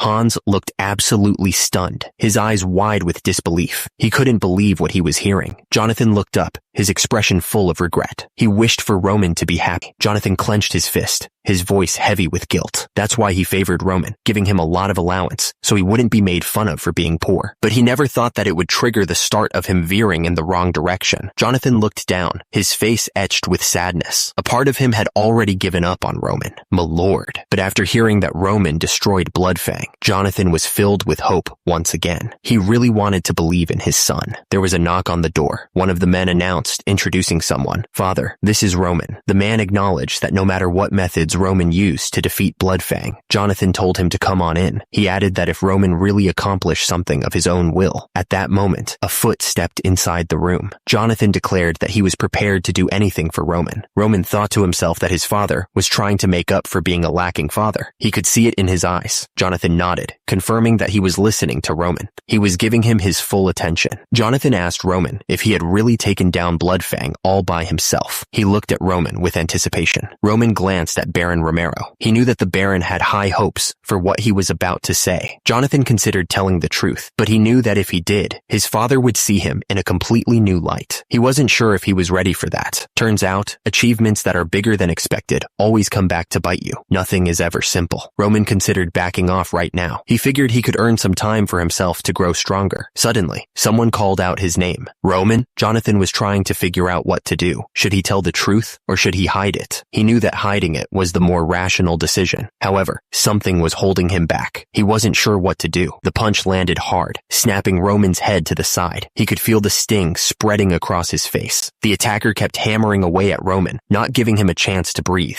He shouted, asking if that was all Roman had, and told him to keep messing with him. Roman was getting pummeled, taking hit after hit. At the same time, someone reached for a rock, grabbing it with a desperate grip. Another punch slammed into Roman's face, sending shockwaves through his body. He was starting to feel dizzy. Roman managed to grab the attacker's arm, stopping the next punch just inches from his face. He started to say something, but was cut off. The attacker's fist was covered in blood, his eyes glowing red with rage. The ground was painted with crimson. The force of the punch sent the victim flying backwards. He crashed to the ground, landing hard. Desperate, someone grabbed a rock. It was quickly covered in blood. The group of onlookers gasped, terrified by the violence they were witnessing. Roman lay there, barely conscious, as memories flashed through his mind. He remembered that during his childhood, while most kids were protected by their parents, he wasn't. He remembered being tossed aside, alone in a world where only the strongest survived. Roman told his men that if anyone asked who killed their boss, they should tell them that he was someone who once ruled over a similar world. Roman's eyes glowed as he declared that he was the one who crushed their leader's skull. He would show them his superiority. Roman smirked, his eyes gleaming with a strange light. He admitted he was the heavenly demon. His words echoed with absolute confidence. Roman knew he couldn't hide his superiority, even if he wanted to. The castle stood tall against the bright sky. It looked peaceful. Suddenly, the sound of wood cracking echoed through the air. A wooden plank had just been completely destroyed. The sounds of clashing wood filled the training grounds. People were practicing their swordsmanship, their wooden swords meeting with dull thuds. Suddenly, a loud voice boomed across the training grounds. Someone ordered everyone to stop what they were doing. A heavy boot stepped forward, breaking the silence. Everyone waited to see who it was. Suddenly, a voice shouted, ordering everyone to pay their respects to the Lord. Everyone turned their heads, waiting for the arrival of someone important. The anticipation was thick in the air. The crowd started chanting, "We respectfully greet the Lord. We respectfully greet the Lord." Chris looked up, a bit confused by all the commotion. He looked absolutely puzzled. He wondered what was going on. The man turned his head, looking surprised. He wondered why Roman Dmitri was there. Then, the sound of heavy footsteps echoed as someone stepped forward. The sound was very loud. Kevin glanced to the side, waiting to see what was going to happen next. He seemed a little nervous. Someone announced that the swordsmanship duel with the young master Roman was about to start. The crowd grew silent, waiting for what would happen. The man asked if anyone wished to participate and requested them to step forward. He waited patiently for someone to accept the challenge. The crowd was on edge, waiting to see what was coming next. You could feel the tension in the air. Chris looked absolutely stunned. He asked what the hell was going on. Roman stared forward, his face serious. He asked if they were really going to duel with that idiot. An hour earlier, Roman stood in the room with two men. He admitted that it was him. Roman smirked slightly, a hint of a plan forming in his mind. He seemed calm and ready to face whatever was coming next. Romero Dmitri looked at Roman with a serious expression. He asked how Roman had managed to defeat Bloodfang. Roman thought for a second. He needed to answer Romero Dmitri in a way that wouldn't make him suspicious. Roman answered that he had actually been secretly training his swordsmanship. He hoped that Romero Dmitri would buy the story. Romero Dmitri asked why Roman had been hiding his training from him, saying he would have supported him if he'd known. Roman replied that he'd spent too long wandering around on his own and needed to stop being pampered. Roman continued, explaining that he wanted to prove that even he, the so-called idiot of the Dmitri family, could achieve something independently. But he admitted that even so, there was no way he could have taught himself swordsmanship to the point where he could face Bloodfang all alone. Roman explained that Bloodfang was an organization built on illegal loans, threats, and backroom deals. He figured that if he took out their leader, the whole group would fall apart. So, he admitted, he'd baited out Ben Miles, their leader, with fake information and then hid him away. The other man was shocked. He asked if Roman had really baited out the leader of Bloodfang. Romero Dmitri looked concerned. He pointed out that Bloodfang always went after the weaker nobles who couldn't defend themselves. Roman replied that that was exactly why he had used himself as bait. Romero Dmitri was clearly upset. He exclaimed that what Roman had done was way too dangerous. Romero Dmitri continued, explaining that if Bloodfang really wanted revenge, Romero Dmitri stressed that they could have just ignored their leader and killed Roman instead. However, Roman interrupted, explaining that he was sure that a group held together by threats and pressure wouldn't risk their lives to save their leader when they had a chance to regain their freedom. Roman concluded, stating that that's exactly what had happened. Roman stood in the room with Romero Dmitri and Hans. The air felt heavy, like they were about to discuss something important. Romero Dmitri was thinking about Roman's plan. He thought to himself that it took careful decision-making, planning, and the courage to carry it out. Romero Dmitri continued to think about what Roman had done. He was impressed and thought that impressive was an understatement for what was accomplished. He couldn't believe Roman was the one who had done all that. It was hard to imagine the fool of the Dmitri family could have pulled it off. Romero Dmitri looked at Roman. He asked if he could ask him one favor and told him to please go ahead. Suddenly, a voice echoed through the room. room, declaring that he wanted to see Roman's swordsmanship with his own eyes. Romero Dimitri stepped forward, admitting that he wanted to see just how much his son had changed. The voice sounded again, almost desperate, saying he was dying to see just how much Roman had changed. Romero Dimitri looked absolutely shocked by something. He was sweating a bit too. Then the voice spoke again, asking if there were no volunteers. The men standing nearby looked down, avoiding eye contact. Chris was saying that, of course, no one wanted to volunteer. They wouldn't gain anything if they won. And if they lost, they might get kicked out. So why would anyone want to participate in something like that? Chris continued, explaining that there needed to be an expert who could completely subdue the young master. This was important to keep the prestige of the knights and to confirm the young master's skills. Romero Dimitri's voice boomed through the training grounds, warning that if there were no volunteers, he would pick someone himself. The air grew tense at that moment. Romero Dimitri said that he would like to step up himself, but as the captain of the knights, he couldn't unsheath his sword for something like this. Then he added that there was only one person fitting for this. Romero Dimitri spoke the name, Chris. The knights stood at attention, waiting for their next order. The tension in the training grounds was thick enough to cut with a knife. Romero Dimitri's words hung in the air. Chris looked shocked, clearly not expecting to be chosen. He asked, confused, if he had heard right. Everyone knew Chris as the vice captain of the Dimitri Knights. He was a skilled fighter, but he wasn't sure he was up to this. Chris started thinking back. He remembered the first time he had met Roman. It had been just last year. He had been out on patrol after getting a report about some drunk guy causing trouble at a restaurant. It seemed like a simple enough task at the time. The guards rushed in, but they were too late. They started yelling, asking what was going on. The guards were getting really mad now. They yelled, asking if he was kidding them. Roman was furious. He yelled that they were treating someone like trash just because he had touched them a little.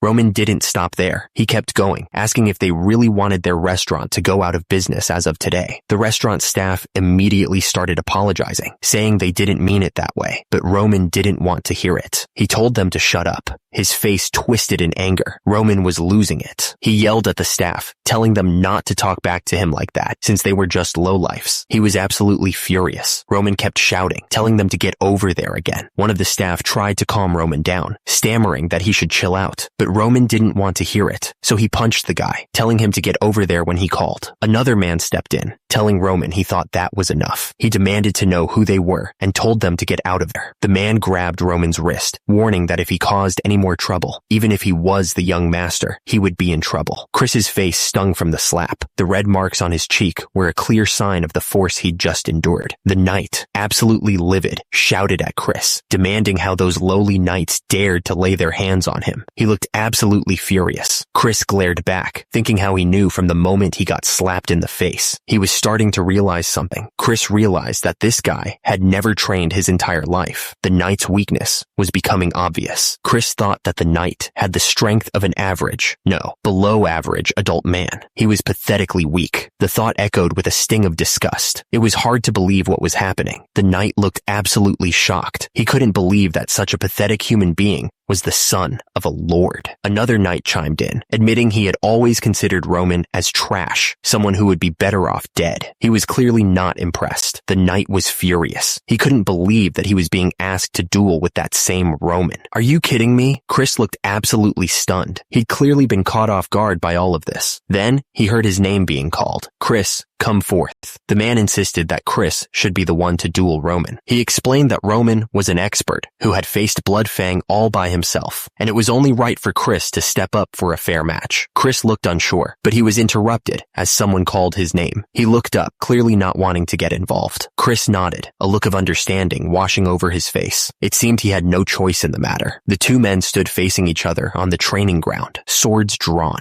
The air crackled with tension as the crowd watched in anticipation. Chris's face was set with determination. His green eyes narrowed in concentration. At the same time, Roman stared back, his expression unreadable. Just as the duel was about to begin, Kevin stepped forward. He asked both sides to hold on for a moment, stopping them in their tracks. Kevin paused, letting the tension build. He announced that he had one request to make before the duel could proceed. Chris stepped forward, his expression serious. He replied that he had been taught to treat any duel as a real battle, especially when swords were involved. Chris continued, warning that no matter who his opponent was, he didn't plan on showing them any mercy. He looked absolutely determined. Chris then revealed his request. If they accepted it, he would gladly take up the honor of dueling against the young master. He added that there was no way that idiot had defeated Bloodfang himself. One of the men declared that he was going to teach the other a lesson now that he had the chance. He seemed pretty confident. Meanwhile, Romero Dimitri was having a serious conversation with another man. It was hard to tell what they were talking about, but it didn't seem friendly. Romero Dimitri stood with his arms crossed, watching whatever was happening. He looked like he was thinking hard about something. Then, a sinister smile spread across someone's face. It was the kind of smile that made you think something bad was about to happen. Chris looked absolutely furious. He shouted, asking if the other guy was laughing at him. He looked ready to explode. The force of the blow had left a strange, patterned mark on his face. It looked like the skin itself had been rearranged. Someone commented that it seemed like the young master had accepted the challenge. The air was thick with anticipation. The man with the red beard yelled that both sides should prepare themselves. He looked serious, like he was about to start something big. Someone shouted for everyone to get ready. At the same time, the sound of boots echoed on the stone floor as people shifted into position. The boots were planted firmly on the ground, ready for action. The tension was building. You could practically feel it in the air. Chris looked up at Roman, his expression a mix of worry and doubt, but the young master just smiled back, completely at ease. Chris's eyes narrowed, like he was trying to figure something out. He clearly didn't like what he was seeing.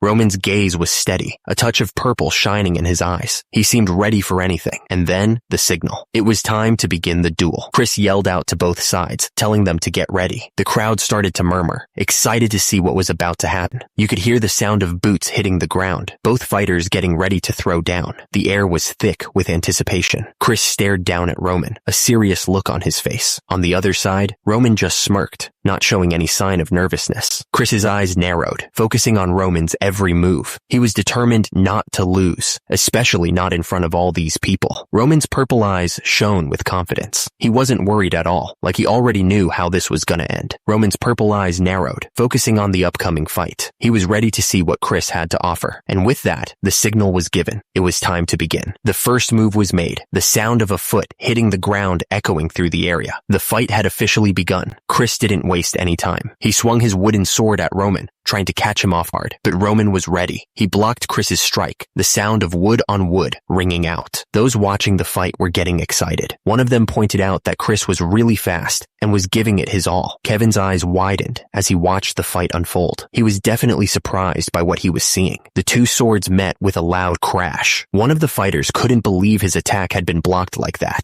Chris's eye twitched, his mind reeling. Roman had actually blocked his strike? He didn't think that was possible. Chris took a step back, reassessing his opponent. Roman stood his ground, ready for whatever came next. The tension in the air was thick. Chris gripped his sword tightly, his mind racing. He was trying to understand the repulsive force he could feel coming from Roman's hands. Chris continued to analyze Roman's movements. Roman's defensive pose was incredibly stabilized, making Chris wonder if it was just a lucky coincidence. Chris's eyes narrowed, his determination hardening. He thought to himself that even though Roman wasn't how he expected, he would only be satisfied by beating Roman to a pulp. Chris lunged forward, his sword raised high. He was going to beat that guy to a pulp, no matter what it took. The clash of their swords echoed through the training yard. The force of the impact sent sparks flying as they both fought for dominance. Chris's eyes burned with determination, his focus narrowing to the task at hand. He wasn't going to lose this fight. Chris moved with blinding speed, his sword aimed at Roman. The force of their clash sent a shockwave through the air. Roman watched Chris's movements carefully, his expression calm. He wasn't fazed at all. Chris kept pushing forward, his sword constantly attacking, but Roman was able to block all of his attacks. Chris gritted his teeth, his eyes blazing with intensity. This was it. He was going to give it everything he had. Chris swung his sword down with incredible speed, but Roman was ready and ducked just in time, narrowly avoiding the strike. Chris's eyes widened in disbelief. He couldn't believe Roman had dodged that. He was sure he had him. Roman stood tall, watching Chris lose his balance and fall to the ground. The tables had turned, just like that. Roman looked down at Chris, who was sprawled out on the ground, completely defeated. He had won. Chris stared up at Roman, his face pale. He thought to himself that things just got way too dangerous. The crowd couldn't believe what they were seeing. One of the men watching the fight said it was impossible. Another one asked if they were kidding him, because Roman Chris's eyes narrowed, and he thought to himself if this was truly, he wondered if he was finally seeing Roman's real skills. Roman stood there, sword in hand, ready for whatever came next. He wasn't going to back down now. Chris was starting to sweat. From defense to offense, Roman wasn't lacking in any way. He wondered if Roman really did annihilate the Blood Fang all by himself. At this rate, Chris realized he might actually lose. Chris was furious with himself. What the hell was he even thinking about? His opponent was Dimitri's idiot. He had to get his head back in the game. Chris gritted his teeth. He wouldn't lose to Roman in front of all these people. There was no way he was going to let that happen. Roman looked at Chris, a smirk playing on his lips. He thought that was enough of a warm-up. It was time to get serious. Roman raised his sword, ready to attack. This time, he wouldn't hold back. He was going to show them what he was really capable of. Chris looked down at Roman, a determined look on his face. He announced that he would be going first, ready to show off his skills. Chris's eyes widened as he felt the impact. Beads of sweat popped on his forehead, showing how serious he was taking this fight. Chris coughed up blood, the blow catching him completely off guard. He hadn't expected Roman to move so fast. Chris barely managed to raise his weapon in time to block Roman's strike. He was astonished by Roman's speed, exclaiming, "What's with this guy? He's incredibly fast." Roman's foot slammed onto the ground, showing how fast he was moving. He wasn't giving Chris any time to breathe. Roman narrowed his purple eyes, his expression focused. He was ready to go all out. Chris unleashed a flurry of attacks, his sword meeting Roman's in a shower of sparks. The force of each strike echoed through the training area. The crowd watched with wide eyes, amazed by the speed and power of the attacks. They couldn't believe what an impressive chain attack it was. Chris struggled to keep up, barely holding his own while defending against Roman's strikes. He thought to himself, "Damn it." Chris's eyes narrowed with concern. He knew that if this kept up, things would get really dangerous. Chris knew he had to find an opening. He thought to himself that he needed to look for an opportunity to strike back. He was too slow. Roman's sword slammed into him, sending a shockwave through his body. Chris's eyes widened in shock. He thought he should step back, but then he noticed something strange. Roman didn't give him a chance to recover. He pressed his attack, his sword a blur of motion. Chris noticed how Roman's movements were wide and powerful. He realized that there were openings in his attacks. Roman focused, noticing the openings in Chris's defense. He realized there were a lot of gaps in his movements. Chris saw the openings too. He realized there were gaps in Roman's attacks. Chris didn't hesitate. He saw his chance and immediately attacked Roman, hoping to take advantage of the opening. But Roman was ready. He blocked Chris's attack, stopping him cold. Chris's eyes widened as he realized something was wrong. At the same time, Roman smirked, knowing he had tricked Chris into attacking him. Chris thought to himself that Roman had purposely done that to lure him into attacking him, and that Roman had got him. Chris swung his sword, but he was already thinking he was gonna lose. He just couldn't shake the feeling. Meanwhile, Roman was smirking. He knew he had this fight in the bag. Suddenly, a surge of magical energy erupted from the ground. It was intense. At the same time, someone yelled Chris's name, trying to get his attention, and immediately after, another voice shouted for them to stop. Turns out, Chris was activating some kind of skill. The system flashed a notification. 1-star aura. Chris looked absolutely shocked. He couldn't believe what was happening right in front of him. And immediately, a massive explosion erupted from the ground. The force of it shook everything around them. One of the onlookers grabbed Chris by the shoulder, asking him what the hell had just happened. He looked completely baffled. Dimitri was shouting, demanding to know where Roman was. He looked really worried. Turns out,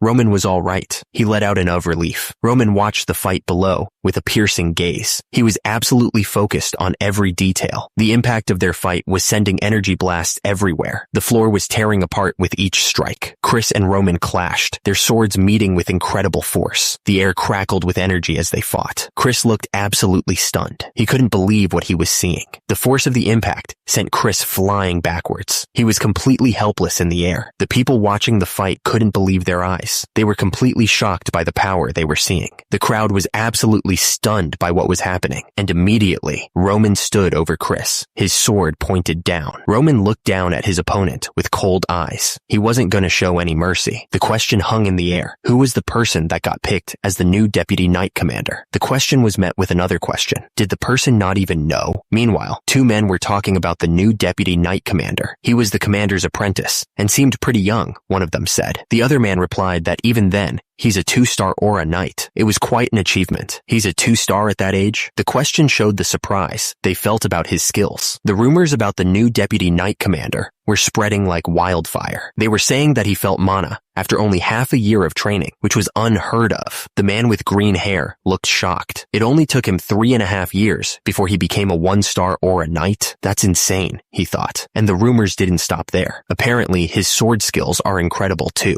It was all anyone could talk about. The woman with the green cap looked up, finally interested. Whoa, what's his name? She asked. Whoever it was, he was getting closer. The sound of his footsteps echoed through the halls. Chris was on his knees, panting hard. He was completely worn out after that last blast. Roman looked down at him. It seemed like this was a good place to stop for today, he announced. Chris looked up, his face covered in sweat. Chris. He was trying to catch his breath. It's okay, he said. He looked determined, even after that beating. He said he'd like it if they could go at it once more. Chris stood there, hand raised, ready to strike the wooden plank. He was pushing himself to the limit. Meanwhile, Jonathan was talking about Chris's potential. He said that besides having natural talent, Chris also had the work ethic to go with it. Jonathan paused for a moment, thinking about Chris. Chris, that kid. Jonathan smiled, his eyes sparkling with pride. He said that Chris was a genius. Suddenly, Chris went flying backwards, crashing to the ground. The force of the impact knocked the wind out of him. The two men watched with their mouths open. They couldn't believe what they were seeing. The two men were still stunned. Meanwhile, Roman stood over Chris, his sword pointed down, showing who was the boss. The castle stood tall and strong. It had seen many battles and would see many more. Joe was lying on the ground, beaten. He was trying to catch his breath. Joe asked Jonathan what in the world just happened. The other man added that Jonathan had said that Deputy Knight Commander Chris was his most prized 2-star, or a Knight of Dimitri. Jonathan stammered, trying to explain. Jonathan was completely baffled. He wondered how Chris had gotten so strong in just a month when he'd been nothing but trouble before. He thought that those skills seemed to be rooted within years of training. The situation was unbelievable. There was no way Chris could have grown like this. The man next to Jonathan told him not to be surprised. It seemed that the young lord was a genius at sword skills. Roman stood tall, having just defeated Chris. Roman was thinking. He had a lot to consider. Chris knew how to be aggressive against his opponents, and his focus during battle was pretty sharp too. He should easily be able to take out the Bloodfang gang by himself, they said. I can see why Jonathan is proud of him, someone mentioned. For their standards, he's a pretty skilled warrior. However, for my standards, the worst. Roman watched Chris fall, shaking his head slightly. Even the weakest grunts in the Order of Demons would have been stronger than that, he thought. Roman stared at Chris, who was still lying on the ground. Although he was surprised at the end, something about it caught his attention. Meanwhile, two men stood in a courtyard, laughing to themselves. Ha ha ha ha. The men were having a good time, laughing out loud. At the same time, a close-up of Roman showed that he was starting to get interested. Roman's purple eyes narrowed slightly, a hint of a smile playing on his lips. This is interesting, Jonathan exclaimed, calling out to his son. Jonathan was bursting with pride, realizing that his eldest son was a genius at sword skills. The other man spoke to Commander Knight Jonathan, questioning if he was sure about Chris's skills. He admitted that he hadn't been able to recognize Chris's true potential. Jonathan looked to the side, replying that he understood now. Jonathan turned his head towards Chris and called him over. Jonathan was beaming with pride. He said he had never been happier than he was today. He wanted to applaud the fact that Chris had decided to accomplish something for himself. Jonathan continued, saying he needed to make sure Chris got an award fitting for this. He told Chris to tell him if there was anything he wanted. Chris's lips curved into a slight smile. He seemed to be thinking about something. Chris brought up the fact that he was supposed to leave for the battlefield within the next half year, since they broke away from Lawrence. He asked Jonathan if he was trying to keep him from enlisting. Jonathan denied it immediately. Chris said that he would like it if Jonathan would give him the right to select his own men for himself. Jonathan's eyes widened slightly, like something had just occurred to him. He just said, "Oh." Jonathan kept talking, saying that Chris still had more than enough time. He added that Chris just needed to reconcile with someone. Chris looked up, his expression hardening with resolve. He stated that he would go himself. Jonathan's eyes widened in surprise at Chris's sudden declaration. He didn't expect that. Chris stared down, his eyes narrowed with determination. He was ready to face whatever was coming. The response was simple, but it carried a lot of weight. He understood. Jonathan looked up at Chris, a serious expression on his face. He told Chris that he would give him the right to take care of things himself. Jonathan continued, telling Chris that he also had one last thing to ask of him. Jonathan added that as long as Chris kept showing him what he did just now, he had no reason to deny Chris's request. Chris looked to the side, waiting for Jonathan to finish his sentence. He just said, "Then?" The man looked absolutely shocked. his eyes wide with disbelief. He asked if Jonathan wanted him to teach aura to young Master Roman, clearly not expecting that request. The knight standing gave the orders from their lord. The other knight, sitting on the bed, was in complete disbelief. He asked if the knight really thought this wasn't too much to ask of him. The knight remembered the fight. He muttered that he had to use aura against the young master, Roman. And the worst part? He still lost when Roman counterattacked. The knight put his head in his hand, looking defeated. He complained that all he wanted was to hide in a corner, but instead, he was being asked to teach Roman aura. The knight thought that even if he could get his head chopped off for refusing, he still couldn't do it. He muttered, "Chris." The knight looked at the man on the bed with a serious expression. He told him that he would make him an offer. The knight explained that he'd heard something about this from somewhere. He wanted Chris to teach the young master and see what was different about him. If Chris could take care of this one thing, then he would be sure to transfer all of his secrets to Chris. Chris looked absolutely shocked by the offer. Chris jumped up, asking if he was serious. The knight simply answered, yes. If Chris could get it done, he'd give Chris the secret to becoming a 3-star aura knight. Chris realized this was his chance to improve his skills. A man stood silently with his arms crossed, watching everything. He didn't say a word, but his serious expression said it all. Chris was sweating, his face showing a mix of frustration and disbelief. He muttered, "Damn,"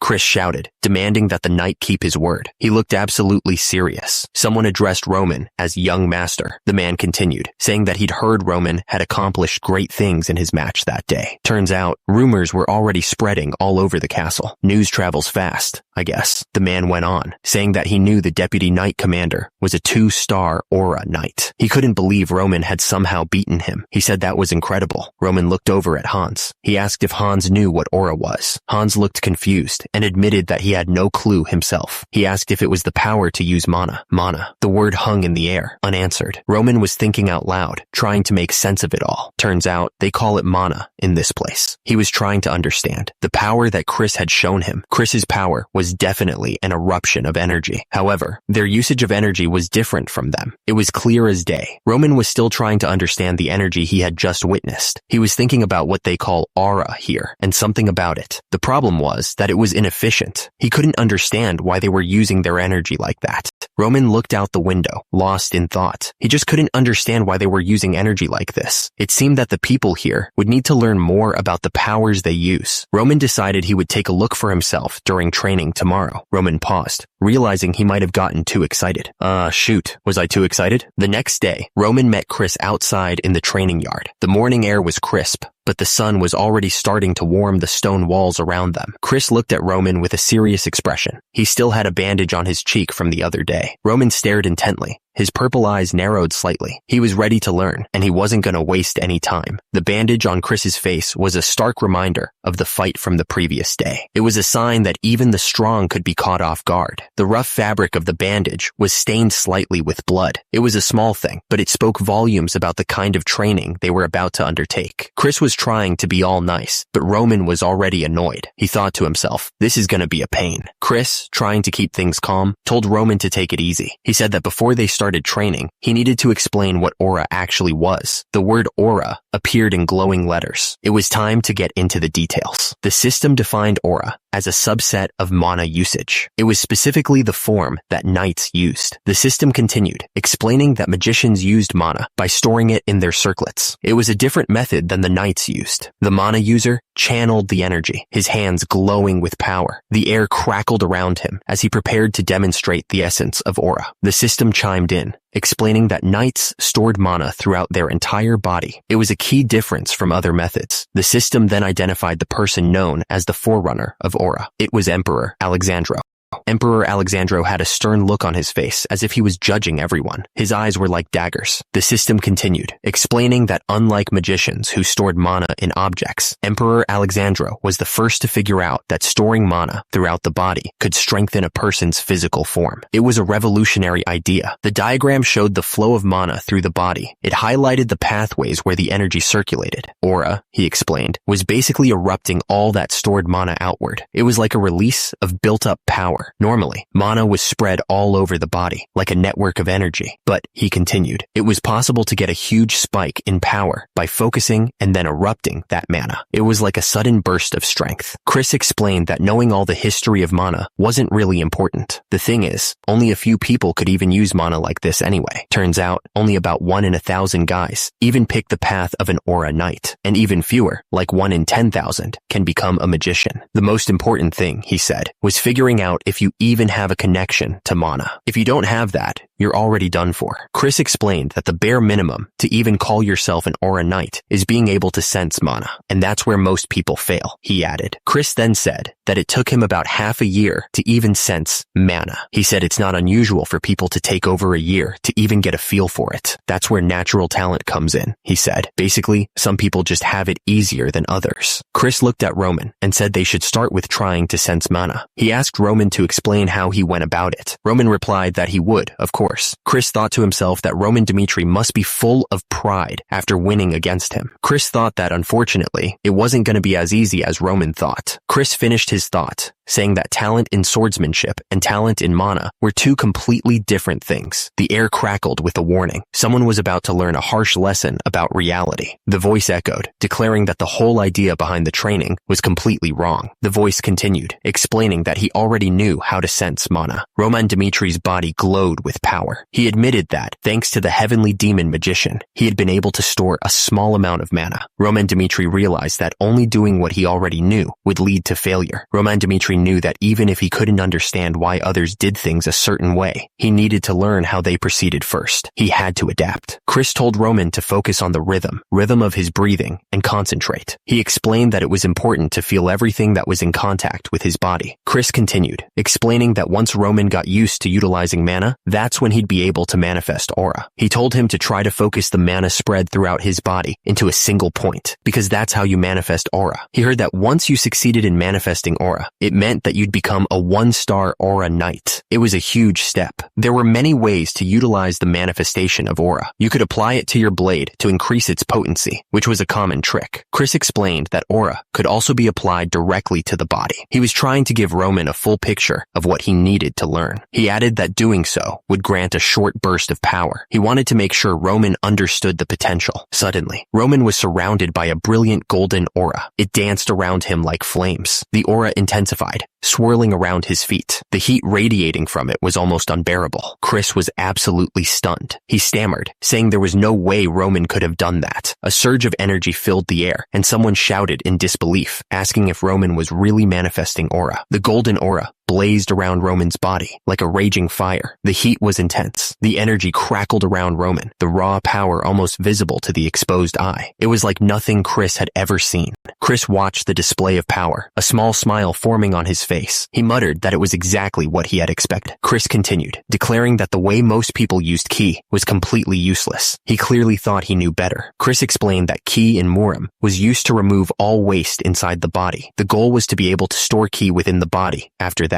the man sat in a meditative pose, a ball of swirling purple energy forming in his hands. Lightning crackled around him as he focused on gathering more power. Chris then said that things were different in this world. The rules he knew were about to change. Chris continued, saying that in this world, people gathered mana and hoped it would spread throughout their bodies. They didn't have to restrict it at all. Chris explained that if the key of Murim was barren, yet strong, this world was something else entirely. He seemed to be setting up a contrast between the two. The air crackled with energy, a visible storm of power. On one side, dark lightning surged, while on the other, a soft pink glow pulsed gently. The thing is, the mana in this world was full, but also light. It was like trying to hold water in your hands. It just slipped away. Turns out, that made it harder to control. Chris held a ball of energy in his hand, looking thoughtful. He figured that if he had to make a guess, the way they used aura here was similar to the external arts back in Murim, but not even close. He explained that while those arts could make someone stronger, they didn't help at all with storing mana inside the body. The problem, Chris explained, was that they just let the stored mana explode out of them. That was why it was so inefficient, like throwing away half your meal. Chris's eyes narrowed. He was thinking that using these methods, he wouldn't be able to reach reach the top, even if he trained for hundreds of years. He looked absolutely furious. The knight just stared, completely speechless. He couldn't believe what he was seeing. He finally managed to stammer out a question, wondering how Roman had pulled that off. It just didn't make any sense. Chris looked at Roman with wide eyes, trying to figure out what he had just witnessed. He asked if that had been aura just now. Chris was getting frustrated. He told Roman that he should be able to tell by himself, and that's why he was asking. Chris explained that it had taken him years to even manifest aura. Chris looked absolutely furious, his face red with anger. He demanded that Roman tell him the truth, accusing him of playing dumb and pretending he didn't know how to use mana. Chris's eyes widened as everything clicked into place. He exclaimed that it all made sense now, finally understanding what was going on. Chris wondered why he had even lost to Roman in the first place. He questioned that if Roman had this power 2 years ago, why didn't he use it then? Chris looked at Roman, explaining that he was misunderstanding everything. He denied hiding his power, asking that if that wasn't true, how would anything make sense? Chris reminded Roman that it had taken him over 10 years to become a 2-star knight. Roman just smirked, finding Chris's frustration amusing. Chris looked confused and asked Roman what was so funny. He was clearly missing something. Roman clenched his fist, his face turning red with anger. He asked if Chris was laughing at his efforts. Chris looked directly at Roman, his expression serious. He asked Roman if, while he was climbing for that goal, he had ever questioned the training methods that he was using. Chris's words hung in the air, a challenge to everything Roman thought he knew. He was pushing Roman to think differently. Chris's eyes burned with a strange intensity, the air around him seeming to crackle with energy. He was dead serious. Roman looked confused, trying to grasp what Chris was getting at. He stammered, asking what Chris was trying to say, adding that it's common for people to take things for granted. The words echoed in the air, emphasizing the unquestioned belief that the old ways were the only right ways. It was like everyone just accepted that an old training method was the best way to do things. Chris looked around at the trainees, his expression thoughtful. He explained that while he was learning aura, he had a thought. Chris continued, wondering why everyone was so stuck on this method, especially when it had some pretty obvious problems. He was really starting to question the whole system. Chris asked if they didn't know about the problems with the method, or if their faith in Captain Jonathan was just too strong. He paused, then said the reason was simple. The words hung in the air, revealing the simple truth. Turns out, it was just easier to teach it that way, even if it wasn't the best. The unyielding belief in old methods was a problem. Chris figured that if they only taught what they had learned, there wouldn't be people that would be met with loss or criticism. Chris looked at Roman and admitted that he didn't dismiss the fact that the 10 years of training were important. He was trying to be respectful, but he had a point to make. Chris's words cut deep as he pointed out that the fact that he didn't even question their methods once was the reason why he was laughing at him. He was trying to get Roman to think critically. Chris continued, explaining that there is nothing such as a perfect answer in the world. He added that even the methods that he decided to follow were all created due to a single person's worries for their successors. Roman stared ahead, absorbing the lesson. Those worries, he realized, were what caused pain in life. It was a lot to think about. Life throws problems and issues at you. That's a given. And when you fail, it's gonna hurt. Chris looked at Roman and the others, his expression serious. He told them that's when they have to deal with the criticism of others and their own despair. However, even if all that is true, change is still necessary. You can't stay stuck in the same place forever. It's just like how Chris dismissed his father's teachings to create his own path. You have to be willing to break away from tradition. Chris looked at Roman, his expression softening. He said that they should finish training there for the day. Chris's face was still bruised and bandaged, a reminder of the hard lessons he had learned. He trailed off, lost in thought. Roman watched Chris carefully. Something was clearly on Chris's mind, and Roman was starting to get worried. Chris turned back to Roman, his eyes pleading. He asked Roman to please tell him what he should do. Chris was desperate for guidance. He asked what he should do from there on out. Nearby, a hand lay on the ground, covered in blood. It was a sign of the pain and desperation that was all around them. They were both down, covered in dirt and blood. Roman was breathing hard, but the other guy wasn't moving much. He was the clear loser in this fight. A voice echoed, asking if he was going to keep fighting. The loser admitted that he had lost. The voice announced that the Blood Demon sect would now follow Baek Jong-hyuk of the Heavenly Demon sect. Someone shouted for everyone to wait. The defeated fighter stared at his broken sword, lying useless on the ground. He admitted that he had never seen anyone as strong as Roman Dmitri, and wanted to know what he needed to do to reach that level. The defeated fighter was willing to give everything. He declared that he would dedicate his body to Roman Dmitri. Kneeling in the dirt, the defeated fighter argued that it would help both of them if he became stronger. He was ready to do anything. The defeated fighter looked up, his face desperate. He was ready to start right now. He demanded to be told what to do. Chris, who was watching all this, looked pretty annoyed by the outburst. He didn't expect this guy to be so dramatic and shout about what he should do from now on.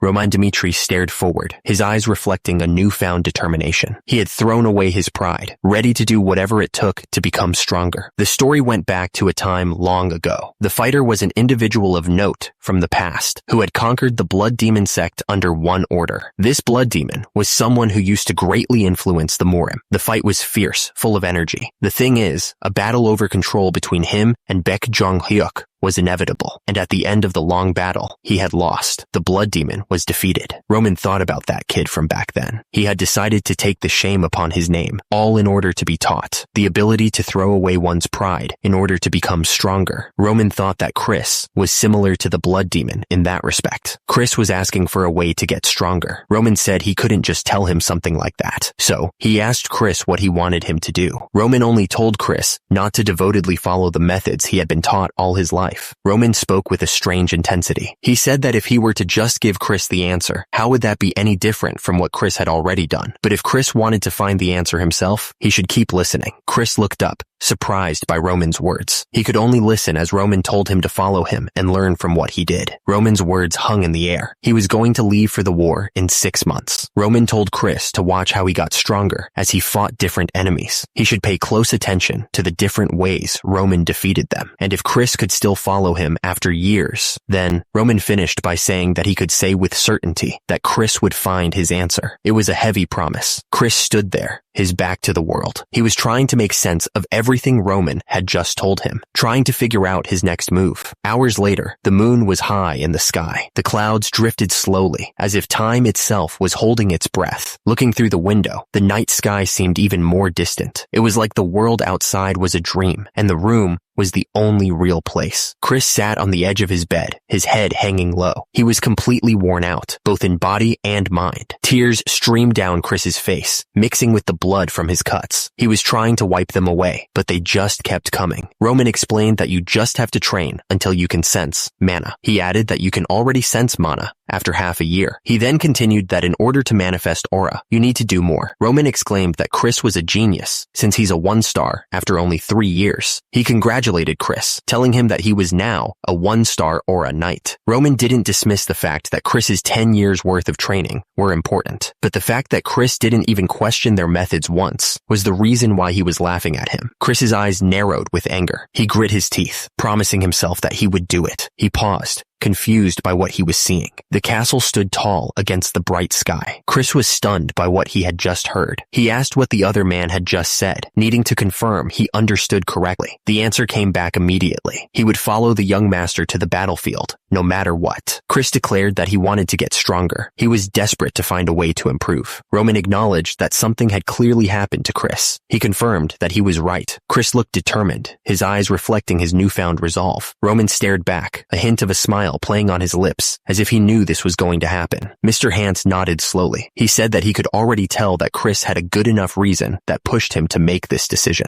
Mr. Hans sat there, looking at the desk. The air in the room was thick with unspoken words, the weight of the decision hanging heavy. Mr. Hans stated that from now on, Chris was no longer a part of the Knights of Dmitri. Whatever happened, he hoped that Chris would be able to protect the young master as he pursued his goal. Chris just said, "Thank you." He looked relieved, but also a little sad.